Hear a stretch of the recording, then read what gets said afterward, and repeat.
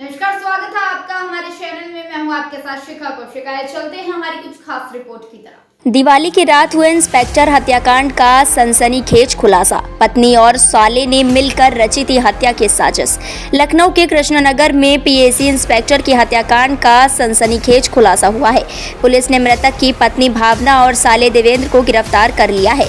Police ने आरोपी देवेंद्र की निशानदेही पर अवैध असलहा, साइकिल, कपड़ा व कई अन्य चीजें भी बरामद किया है। हत्याकांड को दिवाली की रात को उस वक्त अंजाम दिया गया था जब इंस्पेक्टर अपने रिश्तेदार के यहां से वापस अपने घर लौटे थे। बताया जा रहा है कि जैसे ही वो कार से उतरकर गेट खोलने के लिए उतरे, तभी हमलावर ने उन पर गोलियां बरसा दी थी। इस घटना का खुलासा करने के लिए पुलिस की 5 टीमें लगाई गई थी। मृतक की पत्नी ने घटना के बाद पति पर कई गंभीर आरोप लगाए थे। मृतक इंस्पेक्टर सतीश कुमार सिंह पीएसी में क्वार्टर मास्टर थे और प्रयागराज में पीएसी की 4थी वाहिनी में तैनात थे। डीसीपी दक्षिणी विनीत जायसवाल ने बताया कि मृतक सतीश कुमार सिंह के भाई अजीत कुमार सिंह की तहरीर पर अज्ञात हमलावर के खिलाफ मुकदमा दर्ज किया गया था। इस घटना का खुलासा करने के लिए 5 टीमें लगाई गई थी। इस घटना में 2 आरोपियों को गिरफ्तार किया गया है। इसमें मुख्य आरोपी देवेंद्र वर्मा मृतक का साला बताया जा रहा है। इस घटना में सह आरोपी मृतक की पत्नी भावना वर्मा निकली हैं। डीसीपी ने बताया कि दोनों ही आरोपियों को गिरफ्तार किया गया है। पुलिस ने आरोपी देवेंद्र की निशानदेही पर एक अवैध असलहा, पिस्टल, साइकिल और कपड़े बरामद किए हैं। डीसीपी ने बताया कि आरोपी ने मृतक की गाड़ी में जीपीएस ट्रैकिंग डिवाइस लगा रखी थी, जिससे वो मृतक की लोकेशन ट्रेस करता था। उसका ऐप को आरोपी देवेंद्र खुद चलाता था, उसे भी बरामद कर लिया गया है। पुलिस की पूछताछ में खुलासा हुआ है कि आरोपी की बहन के मृतक इंस्पेक्टर से संबंध ठीक नहीं थे। पत्नी ने शारीरिक और मानसिक उत्पीड़न का आरोप भी लगाया है। कई अन्य महिलाओं को लेकर भी इंस्पेक्टर पर आरोप लगाए गए हैं। इसको लेकर दोनों के बीच तनाव रहता था। इसी को लेकर देवेंद्र और मृतक की पत्नी ने सतीश कुमार सिंह को रास्ते से हटाने की साजिश रची थी। लगभग 2 महीने से हत्या की प्लानिंग चल रही थी। आरोपी ने असलहा कानपुर से ऑनलाइन के जरिए खरीदा था। सतीश कुमार सिंह दिवाली की छुट्टी पर घर आए थे।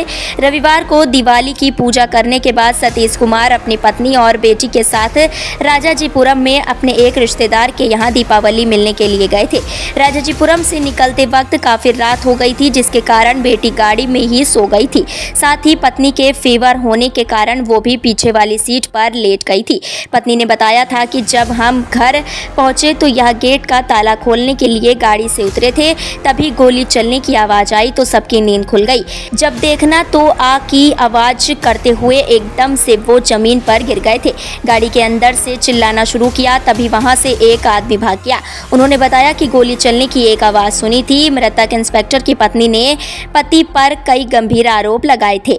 इस घटना के बाद इंस्पेक्टर सतीश की पत्नी भावना ने बताया था कि उनके पति किसी लड़की को एक बार घर लेकर आए थे, जो कि कॉल गर्ल थी। उसको घर में लाते हुए मेरी बेटी ने देख लिया था। जब मेरी बेटी ने इस बारे में मुझे बताया तो मैंने उसे पकड़ लिया, लेकिन सब घर वालों ने मेरा मुंह बंद कर दिया कि किसी को बताना नहीं। उस लड़की को भगा दिया और दीवार फांद कर ये उस लड़की के पीछे भागे थे। पीड़ित पत्नी ने आगे बताया कि इस तरह की घटनाएं कई सारी हुई थी।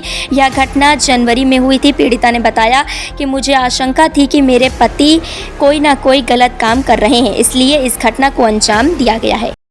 यूट्यूब का जो इसने सहारा लिया था, यूट्यूब से देखिए, आरोपी द्वारा विस्तृत पूछताछ की गई। इनके द्वारा बताया गया कि जो इनके जीजा हैं, इनसे इनकी सिस्टर के संबंध ठीक नहीं थे। पिछले कई सालों से जो ये मृतक हैं, उन पे आरोप लगाया गया है उनकी पत्नी द्वारा कि उनका शारीरिक और मानसिक उत्पीड़न करते थे, और अन्य कतिपय आरोप कई अन्य महिलाओं को लेकर उनके द्वारा लगाए गए, जिसके संबंध में लगातार घर में तनाव रहता था। इसी उद्देश्य से जो ये आरोपी है देवेंद्र और उसकी सिस्टर भावना, जो मृतक की पत्नी भी है, इन लोगों ने षड्यंत्र रचा था कि अब इसको रास्ते से हटाना है, और इसी षड्यंत्र के तहत इस घटना को इन्होंने कारित किया था। और पिछले करीब 2-2.5 महीने पूर्व से ही इनकी ये प्लानिंग चल रही थी, जिसके तहत इन कपड़ों को इसने इंतजाम किया था, अवैध असलहे का इंतजाम किया था, इस साइकिल का भी इंतजाम किया था, और जीपीएस ट्रैकिंग डिवाइस मृतक की गाड़ी में पूर्व में ही फिट कर दिया गया था। इस घटना का अनावरण करते हुए इन दोनों को गिरफ्तार करके आज जेल भेजा जा रहा है, और घटना का अनावरण करने वाली जो पुलिस टीम है, उसको हमारे पुलिस आयुक्त महोदय द्वारा 25,000 रुपए के नगद पुरस्कार से पुरस्कृत करने की घोषणा की गई। सर, अवैध असलहा इसके द्वारा कहां से खरीदा गया था? जैसे क्या ऑनलाइन लिया गया है या फिर किसी के पास पहुंचा गया ये अवैध असलहा? ऐसा इस आरोपी द्वारा बताया गया है कि ऑनलाइन इसने सर्च किया था और यूट्यूब पे उसे कुछ नंबर मिले थे। उनमें से करीब 10-15 नंबर जब इसने ट्राई किया तो उसमें से कोई एक नंबर ऐसा इसको मिला जिसने इसको अवैध असलहा देने की हामी भरी और उसी के क्रम में कानपुर जाकर इसके द्वारा अवैध असलहा खरीदने की बात बताई गई है। इसको पुलिस अभी वेरीफाई कर रही है। ये प्लानिंग कब से करी जा रही थी हत्या की? करीब 2-2.5 महीने। और किस तरीके से इसने प्लान किया था, किस चीज को देख के प्लान किया था? क्योंकि जिस तरीके से आप द्वारा बताया गया है कि कई महीनों से प्लान कर रहा था, जीपीएस ट्रैकिंग डिवाइस लिए गए थे, तो किस तरीके से, कहां से इतना दिमाग लाया ये? देखिए, जैसा कि मैंने बताया, ये जो मुख्य आरोपी है ये पढ़ा लिखा है, इसने बीटेक कर रखा है। बीटेक के बाद तैयारी करते हुए इसने बैंक पीओ की परीक्षा क्लियर की और 3-4 साल लगभग बैंक पीओ की जॉब की है।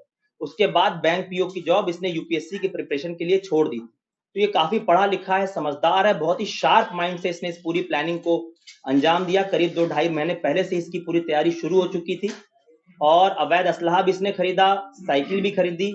साइकिल का इस्तेमाल इसने इसलिए किया क्योंकि उसको ऐसा लगा कि साइकिल पे कोई शक नहीं करता है आमतौर पे, और इसकी बात सही भी थी। आमतौर पे जब चेकिंग भी होती है तो साइकिल को लोग उस तरह से चेक नहीं करते हैं संदिग्ध मान के, किंतु सीसीटीवी कैमरों का जो स्पेशली जो पिछले 2-3 महीनों में अभियान चलाया है लखनऊ पुलिस ने और कई जन सहयोग से सीसीटीवी कैमरे लगाए गए हैं, उसका लाभ हमें इस घटना के अनावरण में बिल्कुल मिला है और इस तरह से इस पूरी घटना का हमने खुलासा किया है।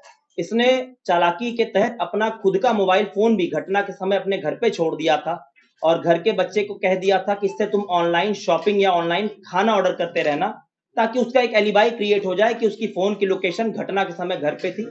लेकिन जैसा कि कहा जाता है, कोई ना कोई गलती इस तरह के कितना भी शातिर अभियुक्त तो जरूर करता है, तो उसकी भी कुछ गलतियां थी जो पुलिस ने पकड़ी और उस पूरी घटना का पुलिस ने खुलासा किया। कितने सीसीटीवी चेक किए गए? करीब कुल 400 सीसीटीवी कैमरे पुलिस की 5 टीमों ने दिन रात इकट्ठा एक करके इसमें खंगाला है, जिसके बाद से हमें सफलता मिली। उम्मीद है आपको हमारी खबर अच्छी लगी होगी। हमारे चैनल को लाइक, सब्सक्राइब और शेयर करना मत भूलिए। ऐसी ही खबरों के लिए बने रहे मेरे साथ। नमस्कार।